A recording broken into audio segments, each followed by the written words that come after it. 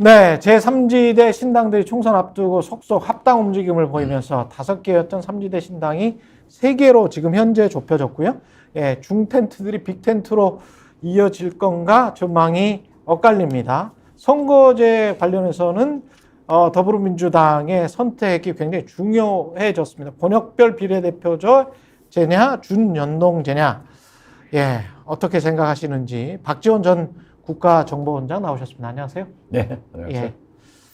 방금 전에 여러 가지 이야기 했는데 대통령도 참 문제인 것 같습니다. 지금 상황에서 이렇게 전국이 꼬이도록 놔두고 본인의 배우자 문제도 이런 식으로 그냥 퉁칠 수 있다. 우기면서 그냥 나갈 수 있다. 이렇게 생각하는 대통령은 유사일에 처음 본 것 같기도 하고요. 예. 5,000년 역사에 이런 임금, 예. 이런 대통령은 처음이죠. 너무 진짜 뻔뻔하고 나쁜 것 같아요. 진짜 저는 어떻게 이태원 참사 특별법을 거부권 행사할 수 있는가. 그러니까요.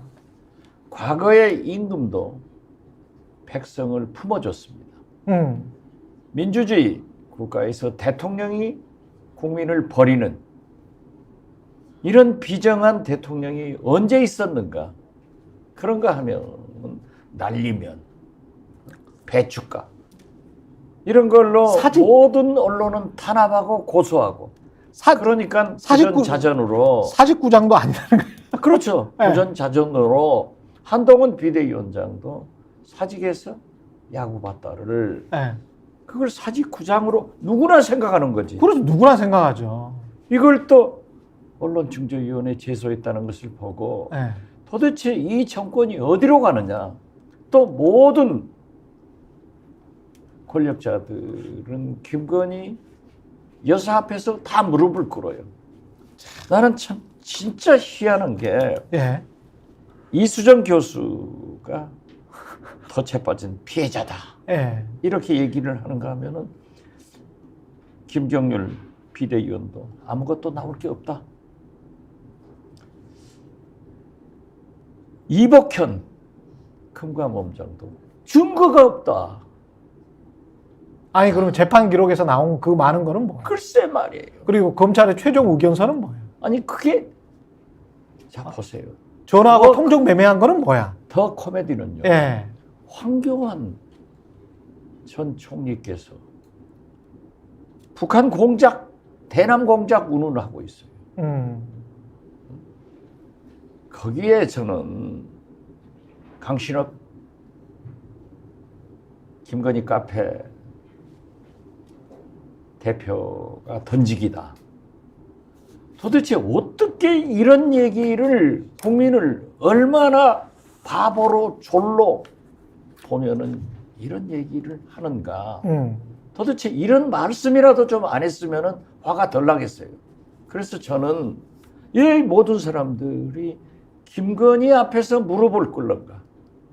이 정권이. 그래서 저는 김건희, 윤석열 정권이다.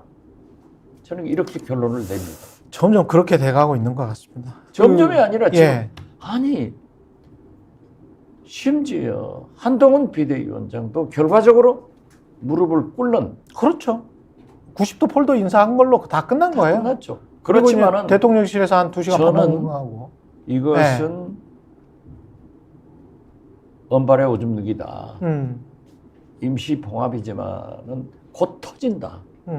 왜냐하면 최소한도 김건희 특검 소리를 입도 뻥끗하지 마라 하는 명령과 함께 공천은 내가 보낸 용액관, 검액관으로 해라. 그런데 이거 할 수가 없어요.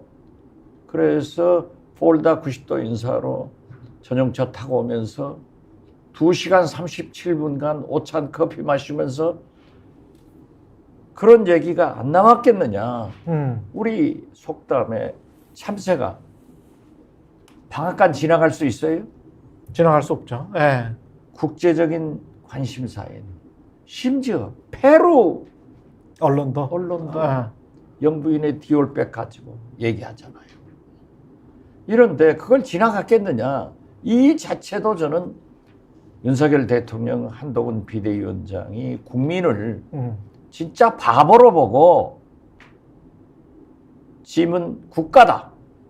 루이 14세 대통령 노릇을 하고 있고 윤석열, 김건희 정권이 오래 갈 수 있겠느냐. 저는 이렇게 봐요. 그렇지만 이것은 은발의 오줌 내기고 곧 터진다. 그런데 저하고 똑같은 견해를 계속 말씀하시는 분이 신평 변호사.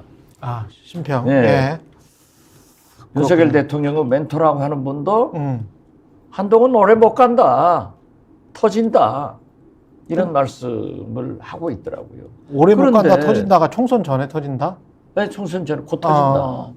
이것은 한동훈 비대위원장이 너무 조급하게 1인자로 올라서는 거예요.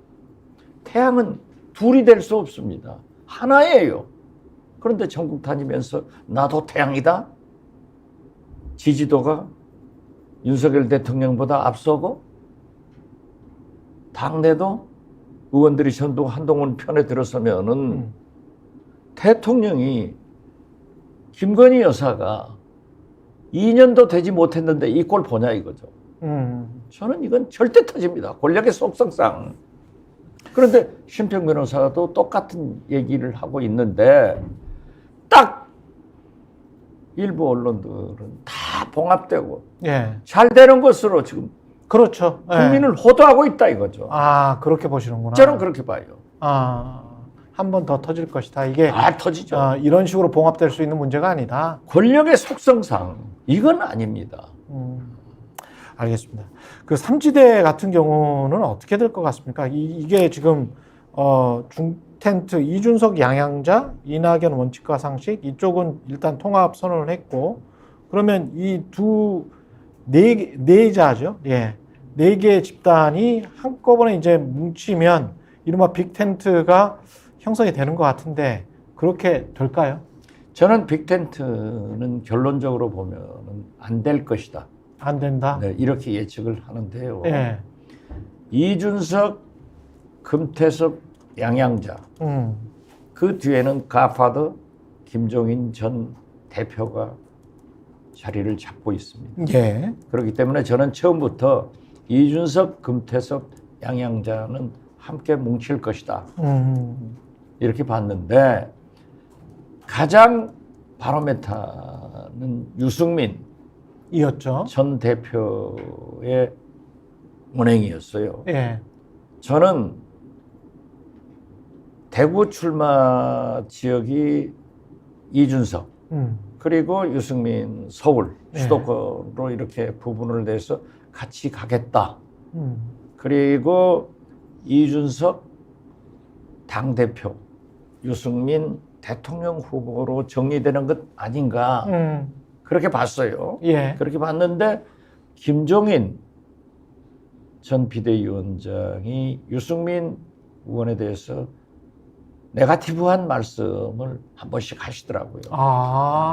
그런데 이준석 대표는 바로 스픽스.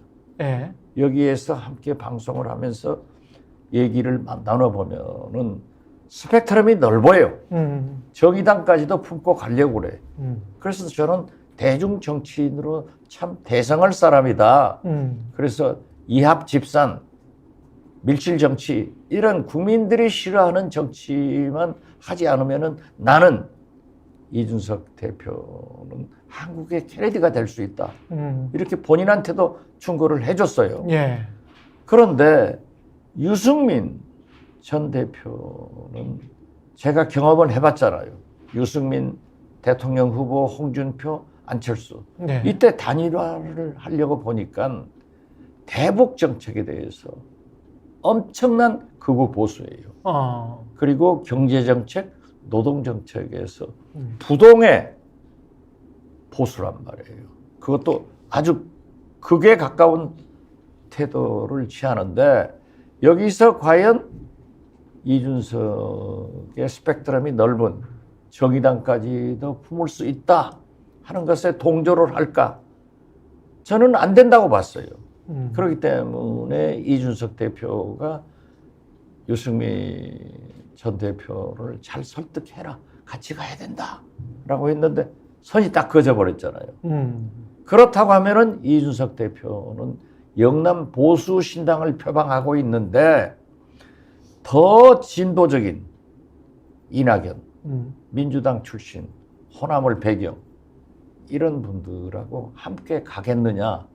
가면은 자기 표 본산인 보수, 영남 그리고 수도권 일부에서도 득표가 어려워지기 때문에 저는 같이 못 갈 것이다. 그렇게 봅니다.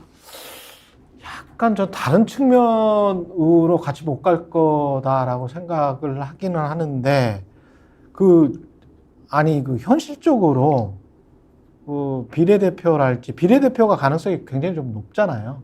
이쪽 당들이. 그렇죠. 그러면 각각 나눠 먹는 게 현실적으로는 가장 좋지 않습니까? 그건 합쳐가지고 1+1이 2가 되는 게 아니고 한 1.5가 될 것 같은데. 그것은 커져봐야. 이낙연의 정치인은 그런 계산을 할 수 있지만은 이준석의 정치는 국민들이 그러한 밀실 나눠먹기, 사랑방 이런 걸 싫어하기 때문에 역시 MZ 세대답게 깨끗하게 가야 돼요. 그렇기 때문에 이준석 전 대표는 국회의원 한석도 중요하지만은 그런 가치관, 그런 정치관에 대해서 새로운 모습을 지금 보이려고 노력하고 있잖아요. 그래서 저는 만약에 이준석 대표가 그러한 정치를 보이면은 기성 정당하고 똑같아지는, 즉 민주당이나 국민의힘하고 똑같은 그런 3당이 되기 때문에 저는 차별화할 것 같아요. 이낙연 전 대표는 어떻게 할 것 같습니까? 만약에 그게 무산이 된다면 뭐 지역구에 나오기도 지금 힘든 상황인 것 같고 어떻게 보세요? 지금 되면? 당연히 그 원칙과 상식 이 합쳤죠? 세 의원들이 함께해서 네. 미래 개혁당, 예, 개혁미래당, 예. 개미당 예, 이상해졌어요. 예. 그러니까 이제 이준석 대표하고 당명 가지고는 좀 알력이 있던데요. 예. 아무튼 개혁미래당이 원내 의석을 가지고 있는 것은 굉장히 잘된 일이에요. 또 하나 뭉쳐준 거죠. 예. 그렇지만은 이준석 전 대표도 출마해라. 그리고 개혁미래당에 함께한 새 현직 의원도 신당에 한석이라도 필요하니까 광주에서 출마해라 하는데 저는 출마한다고 되나요? 그게 근데? 이낙연 대표에게 좀 잔인한 말씀 같습니다만은 이낙연 대표는 출마할 곳이 없어요. 종로에서 하겠어요. 전국에. 그렇죠. 광주에서 하겠어요. 그의 고향 영광에서 하겠어요. 여기가 아니올시다예요. 그렇기 때문에 이낙연 특유의 화법 잘 검토해보고 여러 의견을 듣고 있습니다. 나는 전국적으로 출마하지 못하고 만약 이낙연 대표가 저는 그럴 리 없을 겁니다. 비례대표라도 간다라고 하면 그 당은 망하는 거죠.